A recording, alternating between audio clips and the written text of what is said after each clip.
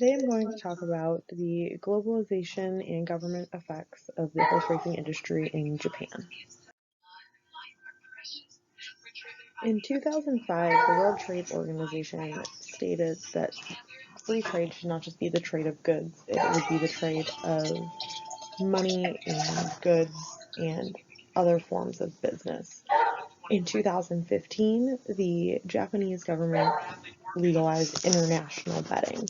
That year, the Japanese people spent $22.5 billion nationally on horse race betting.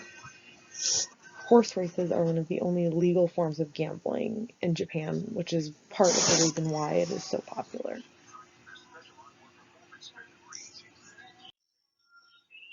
When you think of trade, you obviously think of goods and services. Here, the main form of goods, I guess you could call it, would be the horses themselves and the breeding programs. You also have the labor, which would be trainers and jockeys coming from other countries to work in Japan within the industry. But I think the biggest thing that has made an influence on the Japanese industry is that opening of the international betting and online betting pools. It's allowed the industry to grow in various different ways.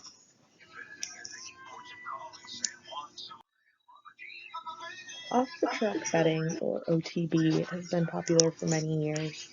You have many, even in the United States, as well as other countries, there's places you can go that don't involve going to the racetrack where you can place wagers on the same races. This has become even more popularized through websites and apps that allow you to make these bets online. So you can make these bets from home and still have the same access and the same wager pools. Now, the other thing that has made this more popular internationally is the technology that we have to stream horse races.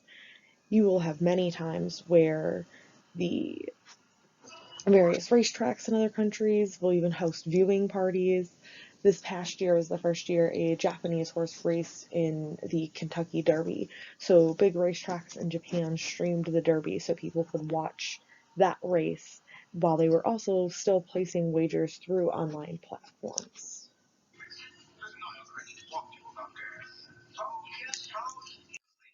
A lot of people wonder how the increase of betting really actually benefits the industry. So when you bet on the horse race, all the money goes into a pool that is then distributed based on who wins.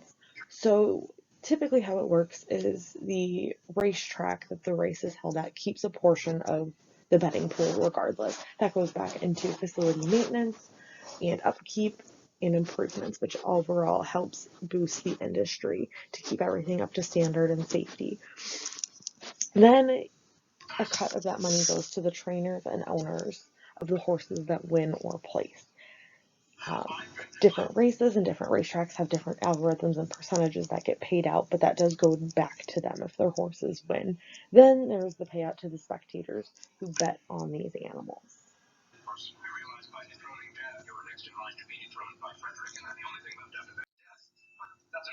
Like in most countries, the horse racing industry is nothing new to Japan. It's been around for centuries and centuries, some saying even tracing back to the 8th or 9th century in Japan. Until 1906, it was very lax and informal, though. In 1906 is when Japan ended up allowing betting on these races, which made it more formal and brought a lot more business to racetracks, and a lot of bigger racetracks and race associations began to form. In 1908, the Japanese government then went back on that ruling and those laws, and everything became government subsidized within the racetracks. So it kind of went to the back burner and became less popular again. In 1936, there was a reform that brought back the former and more modern racing platforms. This, in turn, then created, I believe it was 11 new racing clubs and just really helped the racing experience explode in Japan. From there, during World War II, a lot of these racetracks were shut down for government use during the war. So really after the war is when the horse racing industry was able to begin to grow and bloom again within the Japanese culture.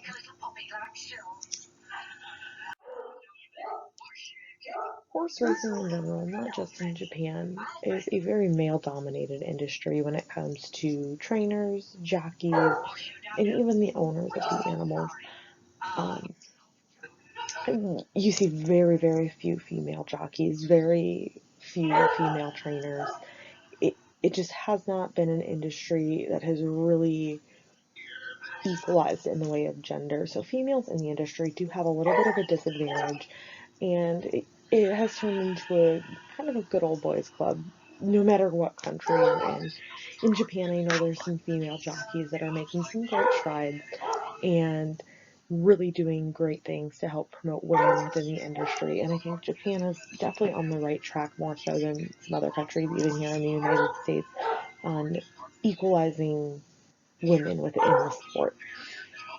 The other big inequality for people that want to get started and be entrepreneurs and really launch themselves within this industry is the financial startup costs.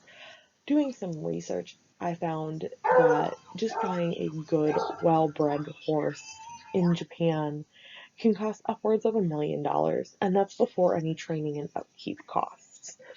Now, of course, there are less expensive options when it comes to buying horses, but then you don't have the opportunity to win and do as well and be successful.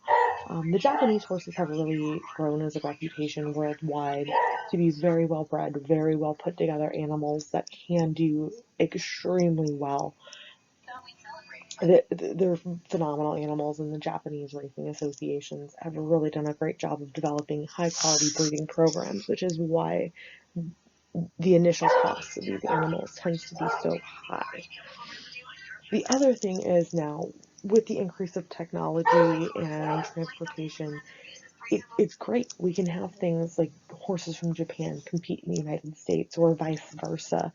But it does increase your overall competition then within the sport, which makes it more difficult to be successful and win because you have various different competitors that aren't just from your same geographical area like they would have been in years past.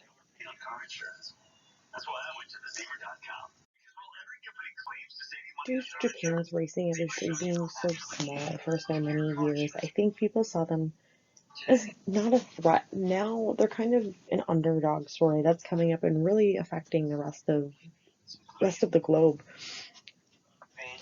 You have a lot of people that have started to really notice Japan, and not only do you have people going there because they want to learn the ins and out of the breeding programs and buy horses and be able to breed with these high quality animals, you do have people that are looking for those job opportunities. You have jockeys and trainers that are now migrating to Japan in order to be part of this up and coming industry and sport there and really make a name for themselves that way.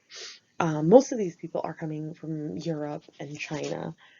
Um, it was some really big names that were big names in France and Hong Kong that are moving and getting their jockey cards in Japan in order to ride and compete there and are being extremely successful, which obviously then will take away from, like we talked in the last slide about, the opportunities for the people in Japan to really make a name for themselves. But I think it's also is helping grow the business and grow the industry, having these high quality trainers and riders in the industry racing and really just helping promote the sport within Japan.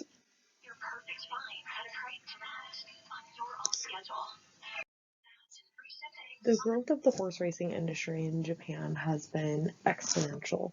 I personally believe that a lot of this is due to the growth of globalization and technology. We now have the capabilities, the laws, the technology, the government backing to not only have animals compete and race in various countries, but have people be involved globally in the sport. It's helped everyone grow. It's helped every single country that allows international trade and international betting to really just grow within the industry. We have horses from Japan competing in the United States, horses from France and Japan. We have people migrating and moving all over the world to grow this industry. And the spectators are now more hands-on than ever through apps and live streaming and online betting and various technology platforms. The industry globally has never been better, and the growth in Japan has just blown up in recent years due to all of this. There are barriers for people within this industry, just as there are any industry. There are giant financial burdens. There is the issue of migration now, of people taking, you know, I don't want to say taking opportunity, but making opportunity more difficult to obtain for people in their home countries because people are coming in launching their careers outside of their home country due to the ease of access that we have now. But overall, I think the industry as a whole is doing phenomenal, and a lot of that has to do with the great growth that has come with allowing the international betting and allowing people to come from all over the globe to really enjoy and grow the sport. Of course not. And I wouldn't have to resort to such lengths if this damn dog could learn to speak. Oh, of course now you get it right. Look, Dan, we'll talk more game, Kelly. I mean, you're all riled up. I got you never gonna sleep now anyway. Wait a minute. This isn't about losing, is it? This is about losing to me. That's what's driving you nuts. How can I lose to the old man? I'm much smarter than he is.